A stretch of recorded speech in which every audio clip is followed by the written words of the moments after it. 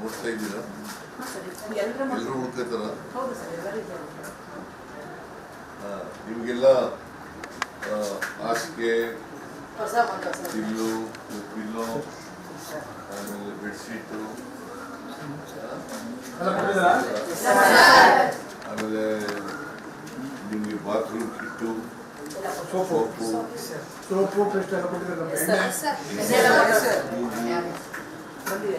ಕೊಡ್ತಾರ? ಮಂತ್ಲಿ ಬರುತ್ತೆ sir. Soap kit monthly ಕೊಡ್ತೀವಿ. ಹಾಸಿಗೆ ಲಾಸ್ಟ್ ಇಯರ್ ಬಂದು ಸರ್. ಹಾಸಿಗೆ ಪಿಲ್ಲೋಸ್ ಎಲ್ಲ ಟೇಬಲ್ ನಮ್ಮಲ್ಲೇ ಟೀಚರ್ಗಳು ಹೌದು ಯಾವ ಮೀಡಿಯಂ ಸೆಕ್ಷನ್? ಎಷ್ಟು ಜನ ಕನ್ನಡ ಮೀಡಿಯಂ, ಇಂಗ್ಲಿಷ್ ಮೀಡಿಯಂ? ಬರೀ ಇಂಗ್ಲಿಷ್ ಮೀಡಿಯಂ ಅಷ್ಟೇ ಸರ್. All English medium. 6ರಿಂದ 10 ಇಂಗ್ಲಿಷ್. ಕನ್ನಡ ಮೀಡಿಯಂ ಇಲ್ಲ. ಇಂಗ್ಲಿಷ್ ಟೀಚರ್ಗಳೆಲ್ಲ ಇದ್ದಾರಾ? ಇದ್ದಾರೆ ಸರ್. ಬರೀ ಇಲ್ಲಿ ಎಲ್ಲ ಟೀಚರ್ಗಳಿಗೆ ಬರ್ತೀವಿ ಸಾಕು. ಮುಂದೆ ಬಂದ ಟೀಚರ್ ಬರೀತೀನಿ. ಇಂಗ್ಲಿಷ್ ಟೀಚರ್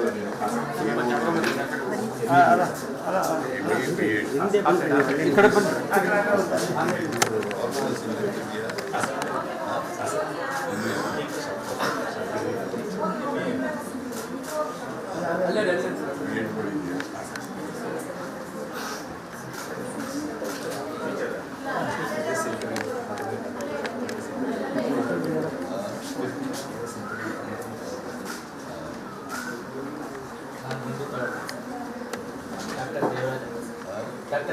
ಹಿಂದಿ ಒಳ್ಳೆ ಕವಿ ಸರ್. ಸುಮಾರು ಪುಸ್ತಕಗಳೆಲ್ಲ ಒಳ್ಳೆ ಪೊಯೆಟ್ ಸರ್. ಹಿಂದಿಯಿಂದ ಕನ್ನಡ ಟ್ರಾನ್ಸ್ಲೇಟ್ ಮತ್ತು ಕನ್ನಡದಲ್ಲಿ ಮಾಡಿರೋದು. ಹೌದು ಸರ್. ನಮ್ಮ ಪೀರಿಯಡಲ್ಲೇ ನಾನು ಕುವೆಂಪು ಭಾಷೆ ಭಾರತಿ ಪ್ರಾಧಿಕಾರ ಸದಸ್ಯ. ನೀವು ಯಾವ ಗೊತ್ತಂತ ಕನ್ನಡ ಸೈನ್ಸ್ ವ್ಯಾಕರಣ ಮಾಡಲು ಕನ್ನಡ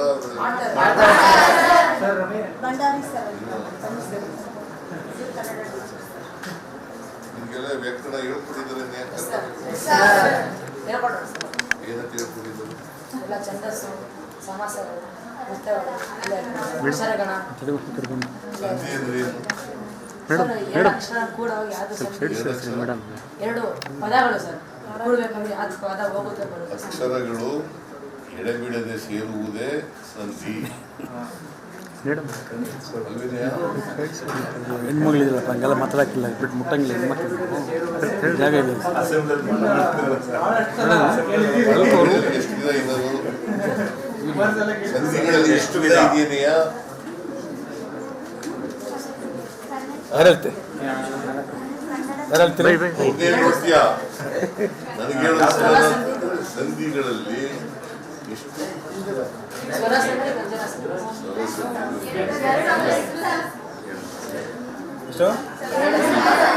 ಸಂಧಿಗಳು ಯಾವ್ಯಾವು?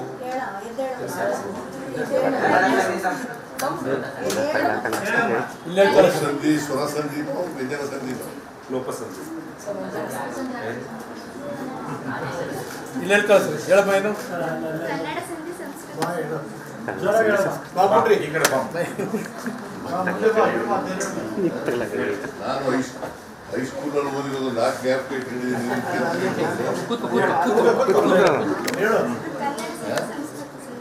ಏನು? ಕನ್ನಡ ಸಂಧಿ, ಕನ್ನಡ ಮತ್ತು ಸಂಸ್ಕೃತ, ಸ್ವರ ಸಂಧಿ, ವ್ಯಂಜನ ಸಂಧಿ. ಕನ್ನಡದಲ್ಲಿ ಎಷ್ಟು, ಕನ್ನಡ ಅಕ್ಷರಮಾಲೆಯಲ್ಲಿ ಎಷ್ಟು ಅಕ್ಷರಗಳಿದ್ದಾವೆ? 49. ಅದರಲ್ಲಿ ಯೋಗವಾಹ ಅಂದ್ರೆ ಗೊತ್ತಾ? ಏನು ಯೋಗವಾಹ ಅಂದ್ರೆ? ಯಾವ್ದು ಅನುಸ್ವಾರ ವಿಸರ್ಗ. ಸ್ವರ ಅಂದ್ರೆ ಏನು? ಸ್ವತಂತ್ರವಾಗಿ ಉಚ್ಚರಿಸಲ್ಪಡುವ ಅಕ್ಷರಗಳನ್ನು ಸ್ವರ ಅಂತ ಕರಿತೀವಿ. ವ್ಯಂಜನಗಳು ಇನ್ನೊಂದು ಅಕ್ಷರದ ಸಹಾಯದಿಂದ ಉಚ್ಚಾರ ಮಾಡುವ ಅಕ್ಷರಗಳನ್ನು ವ್ಯಂಜನ ಅಂತ ಕರಿತೀವಿ. ವ್ಯಂಜನಗಳು ಎಷ್ಟಿದವು? 34. ಅದರಲ್ಲಿ ವರ್ಗೀಯ ವ್ಯಂಜನ ಅವರ್ಗೀಯ ವ್ಯಂಜನ ಅಂತ ಗೊತ್ತಾ?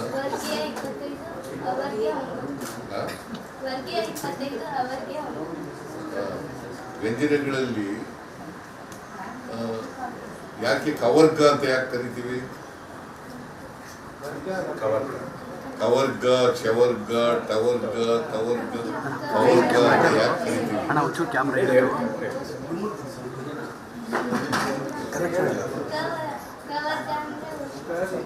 ನೀನು SLC ಆದಮೇಲೆ PUC ಆದಮೇಲೆ ವ್ಯಾಕರಣ SLC ಅಂದರೆ ಏನು ಪಾಠ ಮಾಡ್ತೀವಿ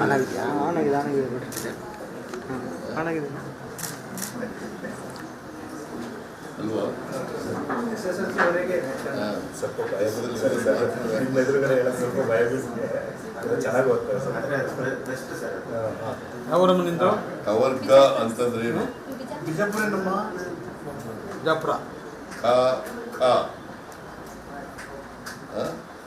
ಅಲ್ಪ ಪ್ರಾಣ ಮಹಾಪ್ರಾಣ ಅಂದ್ರೇನು?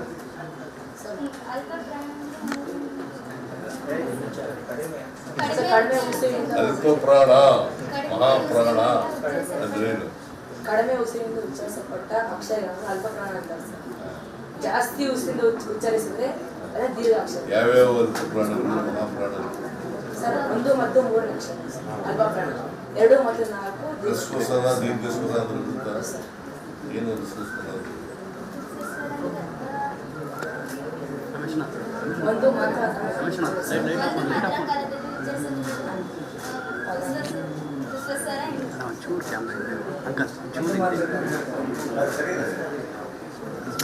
ಒಂದು ಗೊತ್ತಿಲ್ಲ.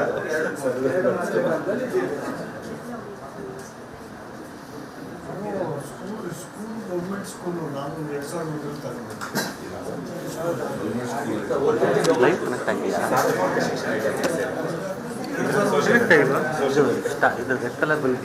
ಓದಬೇಕು.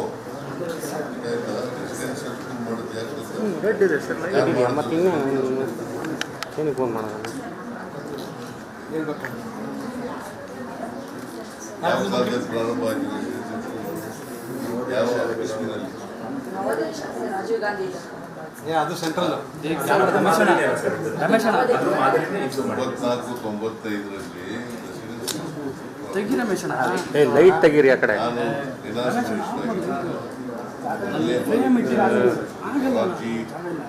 ವಸತಿ ಶಾಲೆಗಳು ಅಂತ ಇಸ್ಬಿಟ್ಟು ಆಮೇಲೆ ಈಗ ಬೇರೆ ಬೇರೆ ಹೆಸರಿಲ್ಲ. ಅಂಬೇಡ್ಕರ್ ಶಾಲೆ, ಇಂದಿರಾ ಗಾಂಧಿ ವಸತಿ ಶಾಲೆ, ಇವೆಲ್ಲ ಬೇರೆ ಬೇರೆ ಹೆಸರುಗಳೆಲ್ಲ ಬಂದಿದ್ದಾವೆ. ಮೊದಲು ಪ್ರಾರಂಭ ಆದಾಗ Morarji residential schools, Morarji Desai residential school ವಸತಿ ಶಾಲೆ.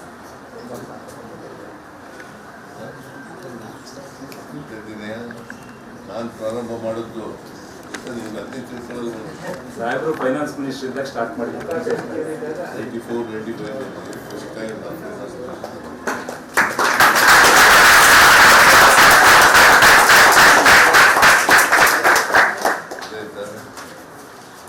ರೆಸಿಡೆನ್ಷಿಯಲ್ ಸ್ಕೂಲ್ ಇದ್ದಿದ್ದು ಅಲ್ಲಿವರೆಗೆ 94-95 ಓದ್ಲಿಕ್ಕೆ ಒಂದು ಮಾಡಲೇಬೇಕು. ಕ್ವಾಲಿಟಿ ಎಜುಕೇಷನ್,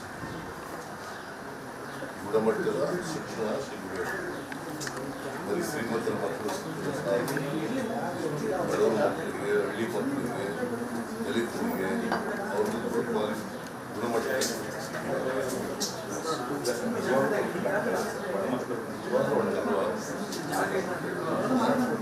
ಬಡವ್ರ ಮಕ್ಕಳಿಗೆ, ದಲಿತರ ಮಕ್ಕಳಿಗೆ, ಹಿಂದುಳಿದವ್ರ ಮಕ್ಕಳಿಗೆ, ಹಳ್ಳಿಗಾಡಿನ ಮಕ್ಕಳಿಗೆ ಕ್ವಾಲಿಟಿ ಎಜುಕೇಷನ್ ಎಲ್ಲ ಬಡ ಮಕ್ಕಳಿಗೆ.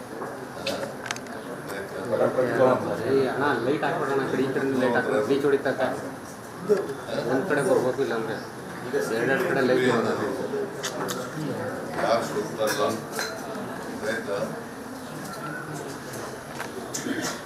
ಮೇಲ್ಜಾತಿಯ ಮಕ್ಕಳಿಗೆ ಗೌತ್ರ ಇರ್ತದೆ, ಬಡವ್ರ ಮಕ್ಕಳು ಆಗಲ್ಲ, ದಲಿತರ ಮಕ್ಕಳು ಆಗಲ್ಲ ಅನ್ನೋದೆಲ್ಲ ತಪ್ಪು ಕಲ್ಪನೆ ಅವೆಲ್ಲ ಜನರನ್ನ ದಾರಿ ತಪ್ಪಿಸಕ್ಕೆ ಹೇಳ್ತೇವೆ.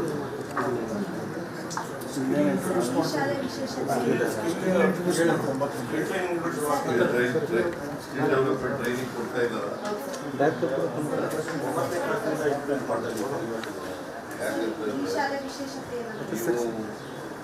ಎಜುಕೇಶನ್ ಮುಗಿದ್ಮೇಲೆ ಕೆಲಸ ಬ್ರಿಟಿಷ್ ಅಲ್ವಾ?